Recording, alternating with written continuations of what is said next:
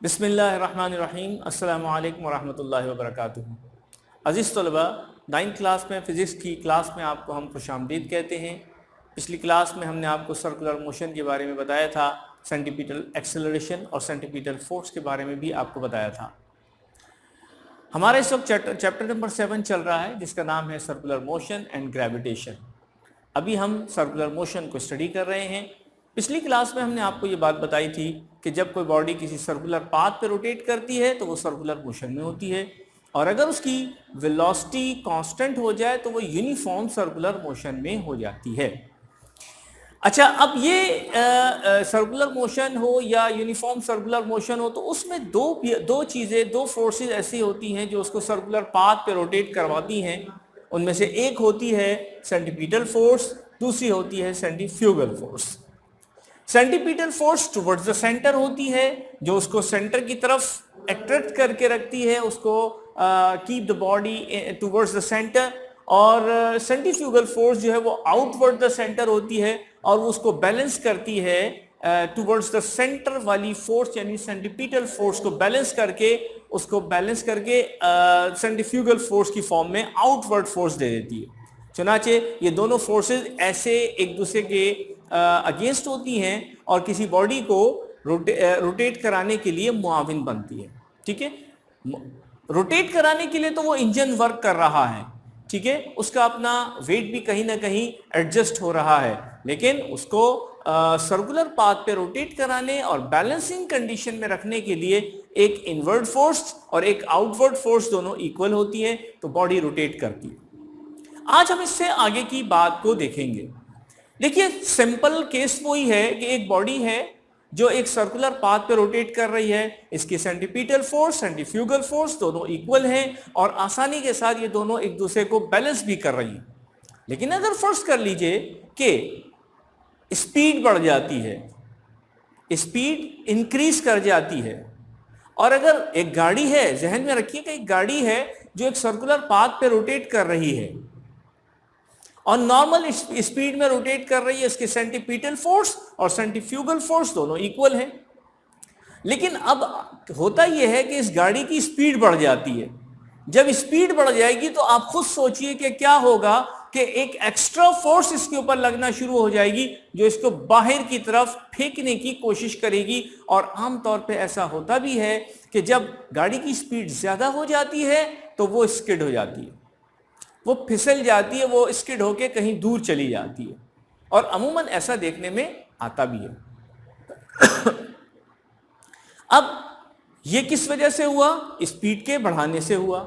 Speed के बढ़ा देने की वजह से एक और दूसरा काम क्या हुआ कि सेंट्रीफ्यूगल फोर्स जो इस साइड पे लग रही थी, जो आउटवर्ड द सर्कल थी, वो बढ़ने लगी।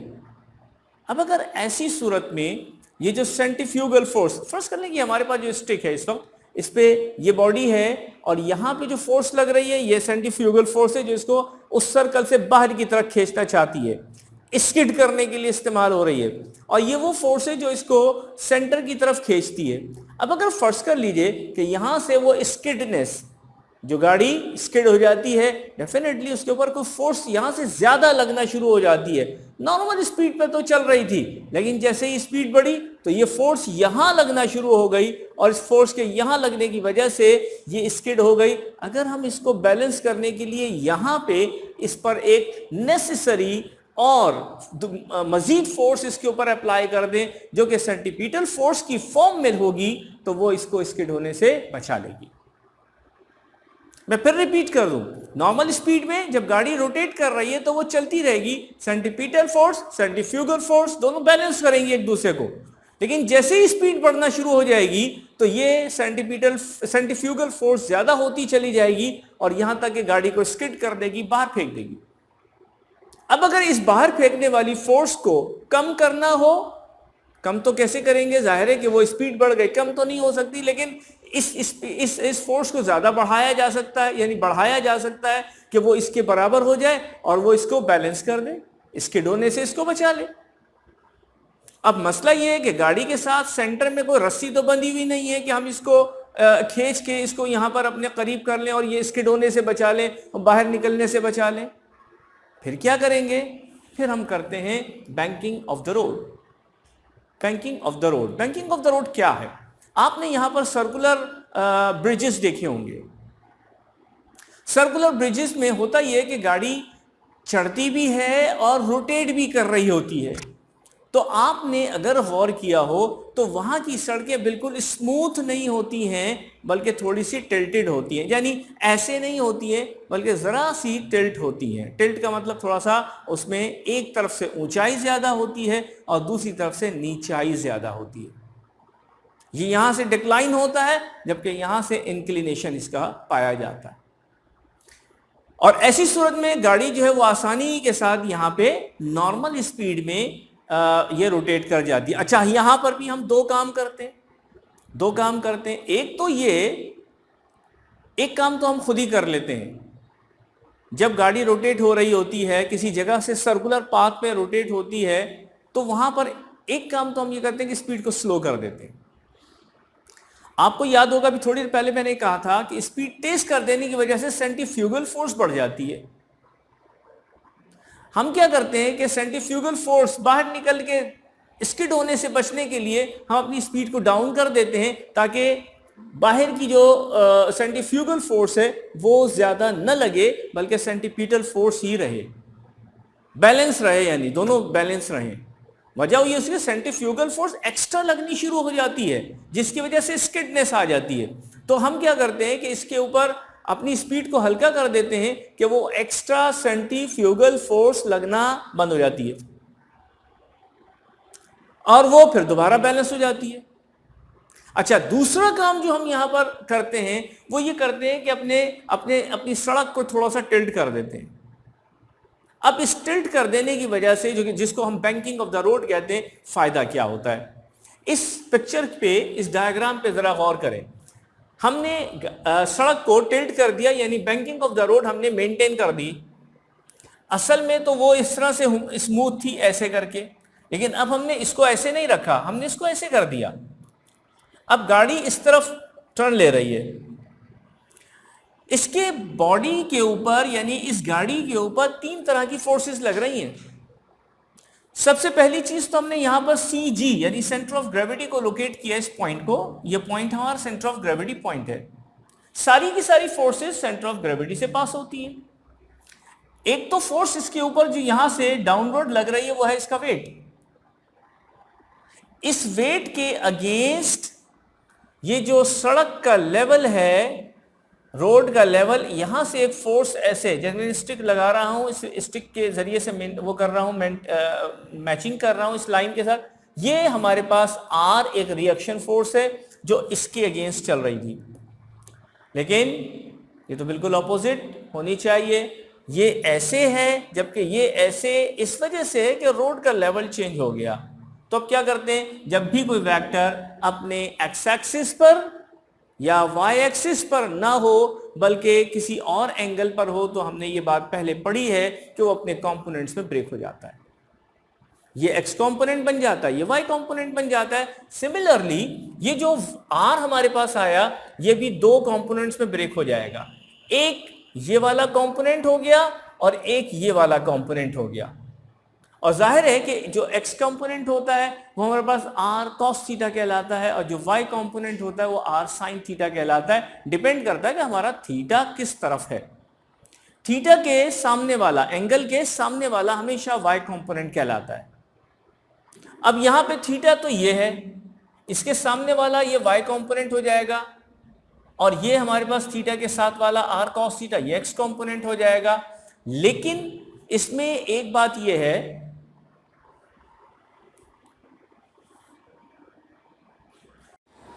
अब आप देखें कि यहां पे ये जो R है ये दो कंपोनेंट्स में ब्रेक हो गया है। एक वर्टिकल कंपोनेंट नजर आ रहा है और एक हॉरिजॉन्टल कंपोनेंट नजर आ रहा है। ये जो वर्टिकल कंपोनेंट है R cos थीटा, ये इस W को बैलेंस कर रहा है, इसलिए कि ये डाउनवर्ड, यहां से डाउनवर्ड, यहां से अपवर्ड। R का ये वाला कंपोनेंट तो इसको बैलेंस कर देगा, इसका तो इंपैक्ट यहां से खत्म हो गया। रह जाता है R sin थीटा, ये एक हॉरिजॉन्टल कंपोनेंट यहां पर नजर आ रहा है। अच्छा, जितनी भी फोर्सेस थी एक तो W थी, एक R थी, और एक ये फ्रिक्शन फोर्स भी थी जो टायर के और रोड के दरमियान लग रही थी, उसको भी मैंने यहां मेंशन किया है। हम इस वक्त बात कर रहे हैं R sin थीटा की। ये एक एक्स्ट्रा फोर्स यहां पर लगना शुरू हो गई जो कि इस गाड़ी को कहां ले जा रही है, जो डायरेक्शन यहां पर बनी थी उसी तरफ ले जा रही है, इस तरफ।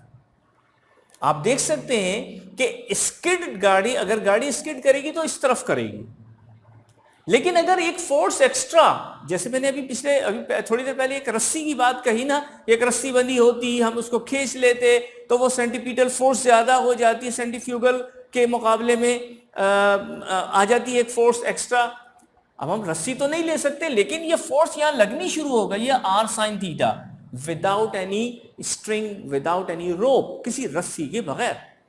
चुनांचे ये हमारे लिए एक फायदेमंद चीज हो गई। लेकिन ये फायदेमंद चीज कैसे आई है? जब तक कि हम इस रोड को टिल्ट करके और बैंकिंग ऑफ द रोड नहीं मेंटेन करेंगे, उस वक्त तक ये डेवलप भी नहीं हो सकेगी। चुनांचे मैं फिर उस बात को रिपीट कर रहा हूं कि जब कोई गाड़ी टर्न लेती है तो उसके ऊपर एक एक्स्ट्रा सेंट्रीफ्यूगल फोर्स लगना शुरू हो जाती है स्पीड के बढ़ने की वजह से, और स्पीड को और उस सेंट्रीफ्यूगल फोर्स को मेंटेन करने के लिए, क्योंकि वो एक एक्स्ट्रा सेंट्रीफ्यूगल फोर्स है, एक एक्स्ट्रा सेंटीपीटल फोर्स चाहिए। चुनांचे जब हम इसको banking of the road maintain करते हैं तो होता ये है कि ये एक एक्स्ट्रा R sin थीटा, एक फोर्स जो इस तरफ लगनी शुरू हो जाती है, ये एक्स्ट्रा सेंटीपीटल फोर्स के साथ मिलके उसको बढ़ा देती है, जिसकी वजह से स्किडनेस के चांसेस कम हो जाते हैं। सो what is the banking of the road? Banking of the road is the tendency to keep the body avoid to the skid. ठीक है, तो यहां पे हमारे पास जो बैंकिंग ऑफ द रोड का जो यानी कॉन्सेप्ट है वो ये है कि बैंकिंग ऑफ द रोड के जरिए से हम एक्स्ट्रा सेंटीपीटल फोर्स डेवलप करते हैं, जो सेंट्रीफ्यूगल फोर्स के मुकाबले पे गाड़ी को या किसी बॉडी को दोबारा से एक सर्कुलर पाथ पे रोटेट कराने में हेल्पफुल होती है। एक तो ये बात हो गई जो आज हमारे लेक्चर में शामिल थी, मुझे उम्मीद है ये बात आपकी समझ में आ गई होगी। दूसरी चीज जो हमारे पास आती है वो है सेंट्रीफ्यूग। आज हम सेंट्रीफ्यूग पे भी बात करेंगे कि सेंट्रीफ्यूग क्या होता है। सेंट्रीफ्यूग बेसिकली किसी भी लिक्विड को रोटेट करा के बहुत तेजी के साथ उसके हैवी पार्टिकल्स को दूर करके सेंट्रीफ्यूगल फोर्स के जरिए से उसको दूर कर देना सेंट्रीफ्यूग कहलाता है। यानी जब आप जूसर ब्लेंडर में दूध भी डाल देते हैं और यानी फ्रूट का जूस भी, उसमें पल्प भी डाल देते हैं, या और उसमें शुगर भी डाल देते हैं, ये तमाम चीज़ें डालने के बाद जब आप उसका जूस बनाते हैं तो आप देखते हैं कि उसके जग के इनसाइड वॉल पर एक चिकनाहट या एक यानी क्रीम की लेयर जो है वो जम जाती है। जो आपने मटेरियल उसमें कंटेंट्स के तौर पे इस्तेमाल किया था, उसके अंदर ये जो चिकनाहट है, फैट्स हैं या क्रीम है, वो उसके अंदर शामिल थी, लेकिन वो थिकर पार्टिकल्स थे। और जब आपने उसको रोटेट किया बहुत तेजी के साथ, तो क्या हुआ कि वो सेंट्रीफ्यूगल फोर्स के जरिए से वो दूर निकला और अपने अपने अपने यानी लिक्विड को छोड़ के वो जाके उस इनसाइड वॉल के ऊपर जाके चिपक गया।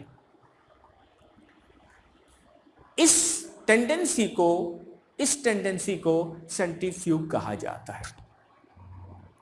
इसी तरीके से आपने देखा होगा कि वॉशिंग मशीन का जो ड्रायर होता है, जब कपड़े धुल जाते हैं तो ड्रायर में डाल देते हैं। ड्रायर जो है उसमें एक कंटेनर होता है जिसमें प्लास्टिक का कंटेनर होता है और उसमें होल्स बने हुए होते हैं।